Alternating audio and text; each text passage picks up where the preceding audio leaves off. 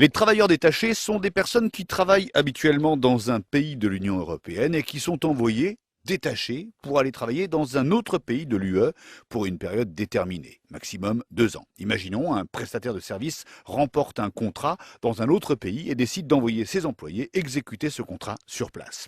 Le travailleur détaché est payé aux conditions du pays où il est envoyé. S'il travaille en France, il doit toucher au minimum le SMIC. En revanche, ce qui change par rapport aux salariés locaux, c'est que les charges sociales du travailleur détaché sont celles du pays dans lequel il travaille habituellement. Et ça, ce n'est pas anodin.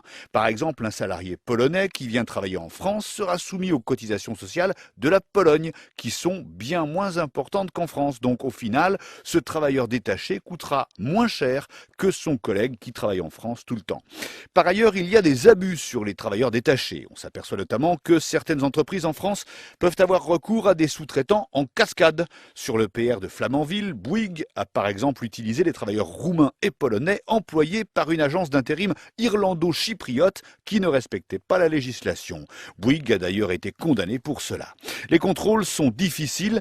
Les chiffres du gouvernement estiment à 230 000 le nombre de travailleurs détachés légaux en France en 2014. On les trouve d'abord dans le BTP, l'industrie, l'agriculture, mais à côté de cela, il y aurait entre 200 000 et 300 000 travailleurs détachés illégaux, d'après un récent rapport sénatorial. La France a durci sa législation en la matière l'an dernier. Par exemple, les donneurs d'ordre peuvent être poursuivis plus facilement quand leurs sous-traitants fraudent.